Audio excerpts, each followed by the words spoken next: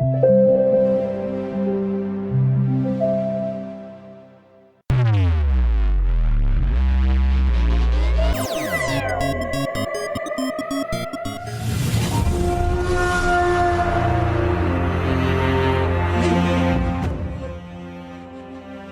Shadows Die Twice is an action-adventure video game developed by From Software and published by Activision. Set in the closing years of the Sengoku period, this 2019 Game of the Year depicts a withered yet vivid world spawned from a reinterpretation of Japanese-inspired aesthetic, where the battle unfolds for a solitary shinobi bound by code to protect his master. Yes, I love this game. The characterization of ancient Japanese culture in this game is flawless. From the shinobi's code names such as Okami, the main character, and Fukuro, his master, to the mythical, colossal, and majestic Sakura Ryu, Sekiro has all the qualities you'd expect to see in a Game of the Year winner. Yeah, but these names may not ring a bell to you since they were localized and adapted for different markets. And today we're going to discuss some of the cultural challenges you can face when localizing a game like Sekiro. We want to focus on some of the characters' names of the game. So for starters, we have the word Sekiro, as the name of the game implies, is actually a contraction of Sekiwan no Okami that translates to one-armed wolf in English. So the name of our main character, Okami, who is missing an arm, was translated just as wolf. Yes, and we also have the Shinobi Master. The Shinobi Master, just like his student, takes on an animal-themed code name.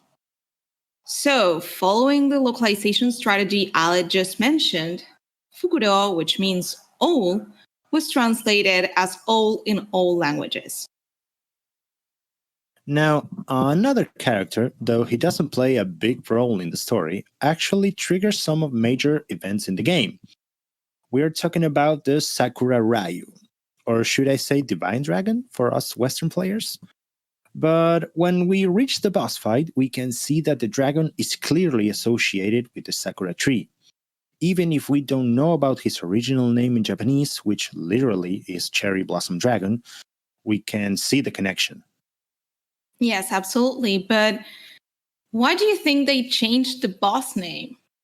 I mean, could it be due to the fact that Western players wouldn't understand or wouldn't have understood the importance that Sakura tree have in Japanese culture? So they just made it sound epic and godly enough for players to understand that the dragon was a big deal? Yes, I believe so, Flor. I mean, cherry blossoms in Japanese culture go back hundreds of years. Their magnificent but brief lifespan is a reminder for all Japanese that human life is also short and beautiful. So for Western players, the boss name was localized into Divine Dragon in an attempt to portray the importance that this ancient symbol has for the Japanese culture. Interesting. Mm-hmm. But what do you guys think about this? Was the Sakura tree reference important to you in the game? Did any of other cultural aspects or even imagery stand out for you? Let us know your opinion in the comments below. And that's all for today's LocFact, everyone. See you next time. See ya. Today we have a very special guest with us. Her name is Belén Agulló. Belén is a compulsive life learner. She holds a BA in Translation and Interpreting Studies, an MA in Audiovisual Translation, and a PhD in Translation and Intercultural Studies. But her experience in localization industry goes beyond the theory. Belén has worked in the game localization industry for more than 5 years in different positions as a project manager, training specialist, marketing strategist, and copywriter, translation manager, and quality and innovation director. She combined her years in this industry with her true calling, training others. She has been teaching game localization and subtitling technologies in several MA programs and workshops in Spain, UK, and France for more than 5 years now. As a continuous learner and a passionate trainer, Belén now leads Nimdzi's e-learning program with a design thinking approach aimed at providing the best learning experience to Nimdzi's partners. As an academic with hands-on experience in the media industry, she thoroughly leads the research for the media localization landscape. Apart from all the studying and work, Belén loves binge-watching a good show with good company and cares about the environment and animal welfare. Belén, welcome to this new episode, and thank you so much for being here. How are you today? Welcome. Thank you so much. I'm super excited and super happy to be here. When you invited me, I was super happy to have the opportunity to be in this videocast and to share this conversation with you guys. And yeah, thank you. And I'm good. Thank you so much. Thank you for joining us. So we have a couple of questions for you because we wanted to learn more about your background and what you're currently doing. So Lore, do you want to go first? So happy to have you here. It's really fun to get to chat with you and pick your brain a little bit more, obviously. So to start off with, would you mind sharing with us exactly what Nimdzi is? Of course, that's a very good question. And I have a hard time explaining it because we do so many things that it's difficult to summarize it for me, but I would try. So basically, Nimdzi offers research and consultancy service for the localization industry. And research and consultancy services materializes in different shapes and forms. What we do is so all sorts of things. So, for example, we publish yearly studies, such as the Nimdzi 100, with the list of all the biggest LSPs in the market and how the industry is doing, some forecasts, and so on and so forth. We also publish the Language Technology Atlas with it's a compilation of all the technology that is relevant for the language industry. And we have also the Interpreting Index, where we talk about companies in the interpreting sector. So we have these general reports that we share every year. But then we also have a lot of custom research commissioned by our clients. We do all sorts of research with end users, for example, or for specific verticals. If a client wants to know, is it good to go with this specific market, with video games localization? Can you give me some insight so that I can better make my decisions and on my strategy for my company? We do this kind of things as well. We do a lot of consultancy engagements, for example, localization audits. I really enjoy these projects because some companies, usually enterprises, they want to make sure that their localization structure is functioning all right and that they are optimized. When they come to us and we analyze it and we provide insights. We also carry out change management audits. We help people change because changing is so hard. And Right. So when, for example, a company wants to implement a new tool, a CAD tool. They've never used a TMS in their entire life. They want to implement that, and that goes between different departments. So we help them to succeed in that change. And now we also have a training offering. Hopefully next month we will release in the Nimdzi Learning platform. And we think that's also an added value to the industry because we believe that people need a continuous learning, and specifically now that we're all at home, unfortunately. Absolutely, yeah. You don't get to learn from the people sitting by you because they are not there anymore, and you cannot just speak there and what are you doing or how would you do that? Because I don't know, I'm not sure. We don't have that anymore, so we believe that this continuous learning experience is important, and we're aiming to release that next month. That's amazing. Well, look forward to see what you have in store for us. Absolutely. I don't want all of our brains turning to mush. So, and we wanted to also know more about the e-learning program because I know that it's coming next, but what subjects are you going to tackle through that program and who can actually access to it? Okay, so as I said, this project is born in the middle of the pandemic, as many, I think, babies will be born in a few months because the pandemic gave us a lot of time to think and free time to do stuff. So it was born during this time. Because your brainchild, isn't it? exactly. It's my brain baby. So we wanted to provide this continuous learning to the industry. We wanted to make it remote because now everything needs to be remote, and also to have a bigger reach, because until now Nimdzi has been offering in-person workshops, and we still do, but of course, no one can do in-person workshops anymore. No one can attend. So, exactly. So it was the right moment to do that. And also my dog is just walked through the door. Hi.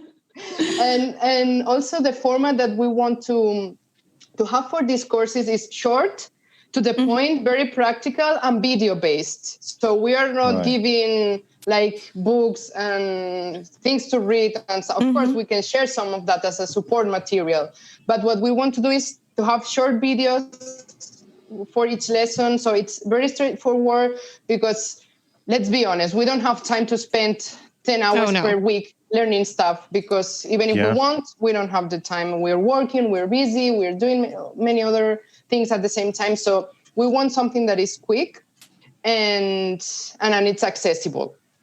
But that being said, the type of content that we're releasing for now, we have a few courses on like general skills, management skills, such as strategic decision making, change management. We also have a general course on the business of translation by Renato Beninato, the Nimdzi Insights CEO, and the writer of the author of the general co-author, together with Tucker Johnson, the other Nimdzi Insights CEO, of the general translation theory. Exactly. It's like the Bible for us. So that's great, because Renato just turned that book into an e-learning course, and it's great. And he really? I didn't know that. Yes. And we can access to it through Nimdzi's website, right? Exactly. Yes. So and we will also release a couple of more courses on sales for LSPs, for example, customer profiling, how to sell in online events.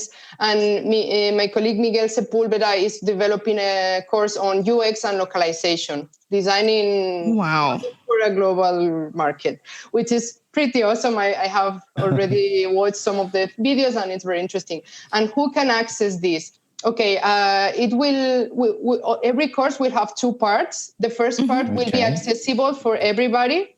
Everybody who signs up with a free Nimdzi account, you just need to sign up, put your name, your email, and that's it. You don't need to pay. And the second part of the courses will be only for Nimdzi partners. At the same time, there will be some courses that will be completely free. We are deciding which content, because we want this to be like, I don't know, like a crowdsourcing kind of thing. I'm in contact with external, we have, for now, all the courses are developed by Nimdzi members, but we want external people to contribute as well, because we believe people have so many things to say, so many knowledge stored, but they just don't have the time to, go out there and create a course, or they don't have the time to talk to universities and help them update their curriculum, because, we're all super busy. So with this quick format, we are aiming to help these people who have so many things to say to the industry and so many value to add to the industry. We want to help them with our platform. And we hope if anyone is interested, please reach out to me. Yes, we will be doing that. Absolutely. I can wait to especially check out Miguel's course, because it sounds super interesting. And he actually was one of our guests. So we look forward to sharing that episode with everyone too. Yes, I can see why it's hard for you to box what Nimdzi is, and also the amount of things that you do, Belén. But maybe you could tell us a little bit about the Immersive Accessibility Project. Can you please elaborate a little bit on what that is like? Sure. So I participated in this European funded project. It was called, because it's finished now, Immersive Accessibility, ImAc for short. And basically my PhD is based on that. So this project, the aim of this project was to bring accessibility to immersive environments, meaning virtual reality right. Glasses. It's what we have at the moment. So we realized that this type of content was not accessible for people with disabilities, for deaf people or blind people or hard of hearing people or with people with low vision. So we wanted to make this accessible for them. And the project lasted 2.5 years. And basically my focus on this project was to research how to implement subtitles in this type of content, in 360-degree videos specifically. And my colleagues, for example, were working on audio description, how to implement audio description for the blind in 360-degree content. We also worked on with sign language, how to implement sign language interpreting in this type of content. And in the project, there were many companies participating, universities, software developers, broadcasters from Spain and Germany. So it was like a consortium of different companies.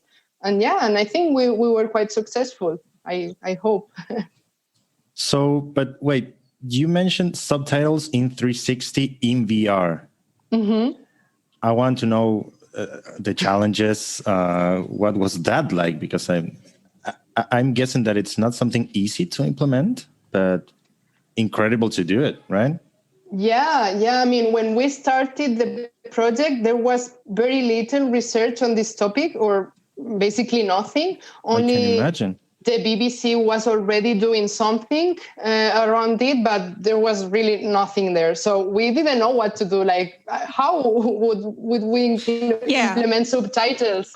You're pioneers. Sure exactly. I'm very proud because of that. So what we did is we took a user-centric approach. So we started having focus groups with the end users, with deaf people and hard of hearing people. And we asked them, like, what do you need? How do you imagine having subtitles? How would you like to have subtitles in this type of content? And then from there, we gathered their feedback, their needs, and then we started to see, okay, now we can start working on that. So basically, the main challenge was, there were two main challenges. The first one was how to position, where to put the subtitles in a 360-degree sphere. My first question was that, where does it go? Exactly. So during my research, I found out that the New York Times, they had these 360-degree videos, and they were trying to promote this because this content is very suitable for journalistic content, because, to make people feel like they are in the middle of a war or in a specific country or something like that. So it's very moving and very engaging. So they already had a few videos, and some of them had subtitles because there were people speaking other languages, right? So they were in English, but with foreign speakers.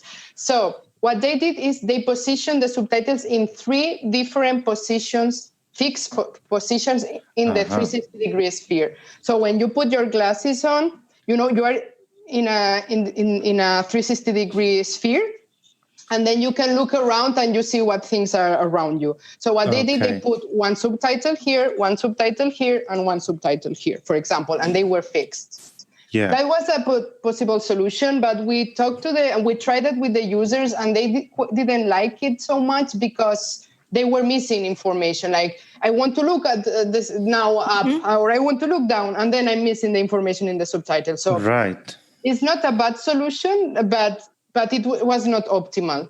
So then what users wanted, they wanted to have fixed subtitles, like if they were watching the TV, to be honest. So they wanted to have, and the subtitle would move with you. Sorry, I'm gesticulating so much. No, but please. Yeah. We're super excited and passionate about what you're telling, because I wouldn't know where to start with that. And that's actually one of my main concerns, where to start with VR subtitling. Exactly. So then we try different positions, fixed position. At the beginning, we have troubles because, for example, I wear glasses and I have myopia and astigmatism. Same here. And then, okay, so for some reason, I saw like I had double vision issues. So I saw the subtitles twice and I was, no, this is not working. Sorry. So we had to manage to make the subtitles farther from, it's difficult to explain because it's very technical and I was not the actual engineer doing this, but actually if you put the subtitle too close to your eyes in the 360-degree sphere, then it looks off. But you can put them in this in the distance with more depth, and then it worked. So we tried that with the users, and we got my PhD was basically doing tests with end users, gathering feedback, seeing if it was immersive or not, which subtitles were more immersive. We tried the 3 fixed position subtitles and the ones that move with you. And the ones that move with you were more immersive and people preferred them better. That was the first challenge. And the second challenge for deaf people was to indicate where the sound comes from. Because if you're in a 360-degree and you're lacking the auditory cue, then how would you know where you have to look for the person speaking? So we again tried different options such as arrows close to the subtitles, or a radar, more like in a video game type of thing. And we tried these different solutions, and at the end, people prefer the arrows because it was more like straightforward and but that's for 360-degree content, cinematic content. But I think for video games, for example, I hope someone keeps researching this. We will have more options. We can combine fixed subtitles with moving subtitles with radars and arrows, because in a video game you have many more options. For the gamers to be able to identify where to go, where to look. Yeah, totally. Exactly. Wow, super interesting. Yeah, there's so many aspects to have into consideration. I know. Just so cool. I didn't know up until now. Yeah. Thank you, Belén. I'm glad. It's interesting. Yeah. And I have another question for you, because I wanted to know from your experience as a researcher, are there any languages or markets in particular that are more challenging than others when localizing your app or game? Good question. I think my focus is more video games, but at the end of the day, apps and video games are in the development from the development point of view are kind of similar. So one thing that we've been hearing from gaming studios is that implementing Arabic, due to the left to right support, it's quite challenging for the development team. So sometimes they just drop this language because it's too hard for them to implement this. Oh, wow. And of course, the market is not as, maybe the return on investment in those markets is not as big as in other markets. So that's one challenging language. Another challenging language, but from a different perspective for me, is Japanese, or Japan as a country, because it's so culturally different from the Western countries that it's so difficult to, sell a game there, because sometimes either you adapt it or you cannot sell the game there because no one is going to play. Like, who's going to play Call of Duty in Japan? Very few people, to be honest. Right. So sometimes companies have challenges marketing the games in Japan because what they want is super different or the taste, it's different. At the same time, I think Japanese users are much more demanding, and they require a really different user experience. So, for example, from the marketing perspective, you would need to be more detailed, more, focused, giving more information. They care a lot about quality. They wouldn't they wouldn't accept a sloppy translation, for example. It's like, well, okay, this is not Japanese.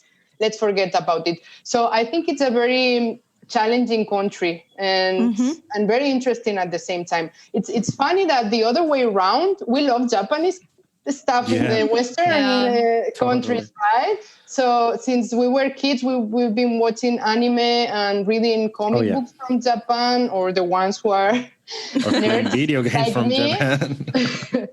So it's amazing. We love that. We love the kawaii stuff. We love manga. We love anime. We love video games from the Nintendo. Is huge everywhere. Like but the other way around is more difficult. And the third country, more than language country, that sometimes is hard for developers, it's India. Not because of the complexity of the language, but because they speak so many languages in India that they don't know which one to pick. They don't know which strategy to follow. It's like, I don't know, let's keep the game in English. Most people, the good thing is that in India, many like educated people, they have a very high level of English. So they just, okay, we release the game in English and that's it. But I think they are missing something there, because the experience could be much better. But that requires research, right? Requires research in which parts they speak which language and which language is more widespread. And so that's a challenge for many companies as well.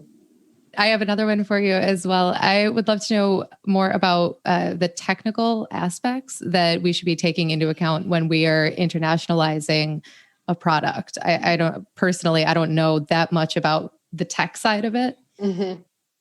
Okay, yeah, that's a very good question. I mean, I'm not an engineer, so my insights are more from a linguistic perspective, or a project management perspective, what I've learned through the years, specifically for video games.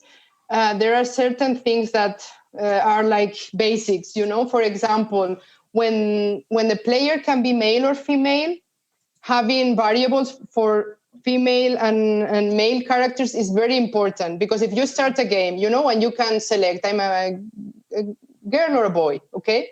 And you can select, but then in English, the adjectives are all the same. They don't have different, they don't have gender terminations or anything like we have in Spanish, for example, or Italian or German, or all the other languages, the fix and stuff. So if we don't have that, it's very complex. If we don't have variables for masculine and feminine or female, male, it's very complex then to localize the game and have a nice user experience. Because sometimes what the developers ask is, okay, just try to keep it neutral. Okay, but in Spanish, how many neutral adjectives do we have? Like 10, 20, well, maybe more, but that fit in the context, not so many, no? So it's difficult. So implementing variables for that is very important.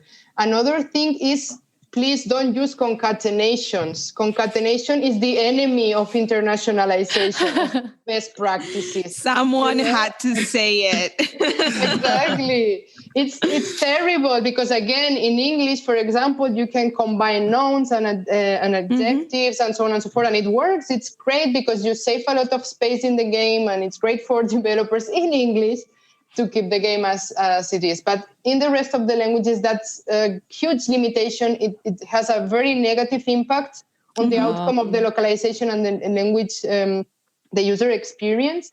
And it's really bad. Like at the end of the day, the translations are poor and the user experience is not good. So please don't use concatenations. And the third thing is like the character limitation. How do you design the interface? It's another thing that we struggle a lot. Specifically in this case, I've encountered more issues with games coming from Japan, because they, especially for, portable consoles like Nintendo DS or these portable kind of devices.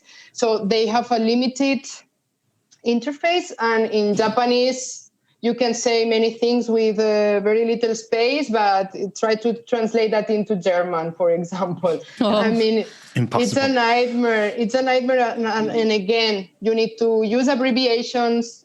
Things are not easily understandable, and it has a very negative impact on the user experience. So try to design interfaces that are adaptable and that the boxes can be resized.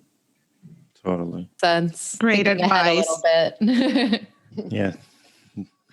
And I have a last question for you, and this one is going to be a bit controversial because I wanted to talk about machine translation. Oh. And what are your thoughts on machine translation applied to video games? And do you think that machine translation will ever replace translators?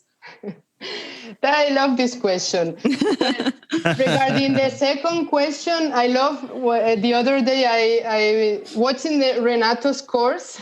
He says in his course, when machines will replace translators completely, we will have bigger issues to worry about. Oh yeah. So I think that's my reply for that. Sure, in the future, maybe. But then, maybe Skynet and things like that portrayed in the fiction movies. So maybe. Why not? Everything is possible in the future.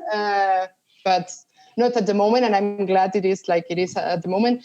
And regarding machine translation and video games at the moment specifically, the other day I was talking I've talked to several heads of localization in gaming companies, and they all don't see the value of machine translation at the moment. Like one of the heads of localization told me that that game localization is the last bastion of machine translation, of human translation. Oh my God, I said that quote so bad. So I'm going to repeat it. Game localization is the last bastion of human translation. Wow. And I agree. And because it's so complex, game localization is so complex, like different type of text. It has a huge impact on user experience. Every text, for example, I don't know, player support text, maybe, for that kind of stuff, maybe you can use machine translation because it doesn't have a huge impact on the user experience. But like the interfaces, the voiceover, some of games are very cinematic and they have voiceover, marketing material. I mean, sure, you can use machine translation and post-edit it, but I don't. The actual time saving at the moment is not really significant. So maybe in the future, sure, why not? And we are making progress in this field every day. So maybe tomorrow the landscape would be different. But at the moment, I don't think. I mean, and the people in general I talk to, they don't see the value of machine translation at the moment for video games localization.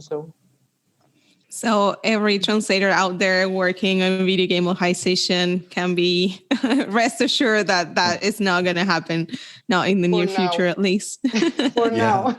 As comforted as you can be while also knowing that Skynet might be around the corner at some point in the future. But for now, we can be at ease.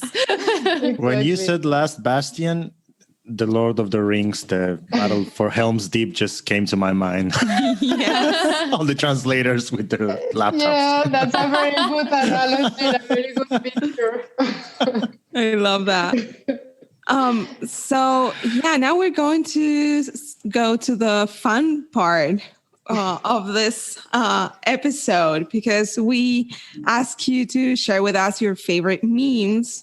Was the first one, and I absolutely love Baby Yoda. I'm like a big fan. But let us. I mean, when did you actually start watching Star Wars? Are you a big fan of it, or what happened to you with Baby Yoda? Okay, I have to say I'm not the biggest Star Wars fan. I watched the movies. The first movies that I watched were the three in the middle. The worst ones. Same. That with Jar Jar and all the stuff. And I enjoy them. They are entertaining. Then I watched the good ones, the first ones with Mark Hamill and Carrie Fisher and Harrison Ford, and I love them. And actually, I only have seen the first one of the three new movies, so I still have two more to watch. But The Mandalorian is so amazing. Like I actually signed up for Disney Plus only for The Mandalorian. Baby Yoda it's worth my so money, many people doing that. Exactly. And I think it's so well done. Like, apart from the extremely crazy cuteness of Baby Yoda, which is the best thing ever, that, I mean, we need more Baby Yodas today. Yeah. This moment. But I think the series is so well done. Like, I love this vintage retro kind of vibe that it has. And I don't know, it's so epic. I feel like a little child when I watch it. It's amazing. I love it. And I love Baby Yoda. Yeah, we're big fans of Star Wars over here, so we love that you brought this one. Okay, now we have a Game of Thrones moment. Yeah. How fan are you of the series? Okay, I loved the series. I haven't read the book. Sorry, I'm the worst. But yeah, when No, I have me neither. You're forgiven. Do you actually have time Do you for have that? time to read the book? It's that many books. Exactly. So I watched the series. I really enjoyed it. I didn't start right away when everything started. It took me like a couple of years or 3 years. Then one day I was very sick in bed, and I was like, I'm bored. I have a fever. I don't know what to do. So I started to watch Game of Thrones, and I was, wow, this is actually good. I started previously, but I didn't like it. And then I loved it in the second attempt. But then I hated the last episode, and I hated the last. Yeah, Like, everyone did. Everyone did. like, it was a great, from a cinematic point of view, it was an amazing season, but like, it's horrible. So I hate it. And I love Daenerys, and I love dragons. So I'm not going to say anything else. But and I love avocados. I love avocados. Yeah. I eat at least one avocado a day, not only for guacamole, but like the actual avocado. I love it. It's my favorite. Yeah, and I can totally relate to that feeling when you find the perfect one, just right, you know? Oh, yeah. Exactly. I'm like super picky with that too. It's like I have to check it out, the color, the texture, how it feels, and know when it's going to be right. Because, of course, avocados, like the minute you turn away, they're done. Like they're done. Yeah. Exactly. So yeah, well, over here we're on the opposite. Over here, I'm in Buenos Aires, Argentina, and we're starting summer. But I know the feel of both of you, Lore and Belén. We're also big Office fans over here. Yeah. I mean, I don't like. I live in a small town, like by the sea, and it's empty during winter and fall.